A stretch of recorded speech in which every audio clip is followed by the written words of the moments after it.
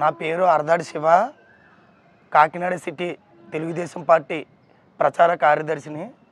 వరంపూడి చంద్రశేఖర్ రెడ్డి గారండి మమ్మల్ని ఓఎన్జీసీ ఆఫీస్కి తీసుకెళ్లారు కదా, మత్స్యకారులు అందరినీ కలిపి. ఆ ప్రాబ్లం ఇప్పటికి సాల్వ్ అయ్యిందండి, ఇంకా అవ్వలేదండి? అది ఓఎన్జీసీ డబ్బులు ప్రభావితం చెప్తూ మా మత్స్యకారు గ్రామంలో ఒక సినిమా తీశారు. ఆయన ఎందుకు ఆ సినిమా తీశారంటే, మా జాతి ₹1 కోటి గుడి ఖర్చు అయితే 10 కోట్లు దండుకునే జాతి మీదని ఒక మా జాతిని విమర్శించి చాలా తప్పుడు మాట మాట్లాడాడండి చంద్రశేఖర్ రెడ్డి. ఆ తప్పుని సరిదిద్దుకోవడం కోసం ఓఎన్జీసీ గ్రామంలో డబ్బులు నేను రప్పిస్తానని విధాలుగా తీసుకుంటూ వచ్చాడని మేము భావిస్తున్నాం. ఎందుకు ఈ మాట చెప్తున్నానంటే, నాకు తెలుసుండి ఇక్కడ పోర్టు కట్టి దగ్గరకు ఒక 25 సంవత్సరాలు పైబడే ఉంటుందండి. 25 సంవత్సరాలు పైబడే ఉంటుంది. అంతకుముందు మా చిన్న వయసు మనకు తెలియదు కాబట్టి మేము చెప్తున్నాం.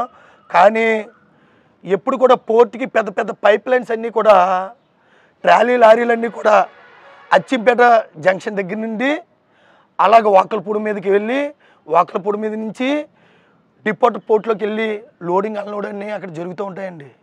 కానీ ఇది ఈ మాటని కప్పుపుచ్చుకోవడం కోసం ఈ ట్రాలీ లారీలన్నీ కూడా మా ఏటుమొగ ఎదురుగా ఉన్న రేవు దగ్గరికి తీసుకొచ్చి అక్కడ లోడింగ్లు అన్లోడింగ్ చేస్తూ వాళ్ళు వైసీపీ కార్యకర్తలను తీసుకొచ్చి అక్కడ అడవిడన్నీ చేసేసుకుంటే ఒక స్క్రీను సినిమా స్క్రీను ఎలాంటి స్క్రీన్ చేశారంటే, ఒక బోయిపేట స్క్రీను మన బాలకృష్ణ గారికి ఎలా అయితే సింహాలు అయితే లెజెండ్లు అయితే ఎలాగైతే ఎడిటింగ్ చేశారో అదే ఎడిటింగ్ ఈ రాష్ట్రంలో తెప్పించడానికి ఒక బోయిపేట లాంటి డైరెక్టర్ దగ్గర ఆ సినిమా షూట్ చేశారండి ఏటుమూలని.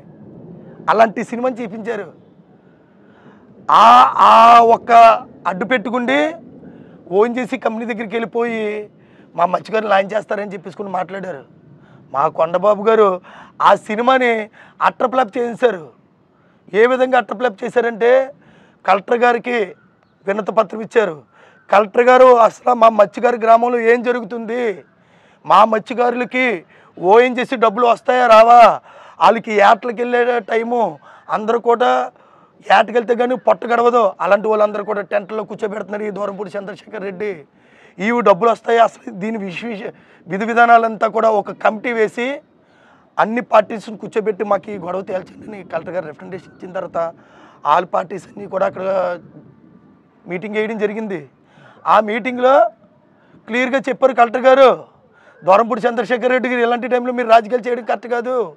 రెడ్డి గారు ఆ టెంట్లు తీసి పడేశారండి. ఈ రోజునాడు చెప్తున్నా, కొండబాబు గారు ఈ ఓఎన్జీసీ డబ్బులు 2024 గెలిచిన తర్వాత 100% మా మత్స్యకారు గ్రామంలో ఏదైతే పైప్ లైన్స్ వేస్తారో అది కంపల్సరీ మా మత్స్యకారులకు న్యాయం జరిగిన తర్వాత సంతకం పెడితేనని పోరాడుతానని మా గ్రామాల్లో మాట్లాడడం జరిగింది. ప్రతి ఒక్కరు కూడా మా మత్స్యకారు గ్రామాలన్నీ కూడా ఈ రోజునాడు మా కొండబాబు గారికి వన్ సైడ్ అయిపోయి అఖండ మెజారిటీతో గెలిపించడానికి సిద్ధంగా ఉన్నారు మా మత్స్యకారులందరూ కూడా.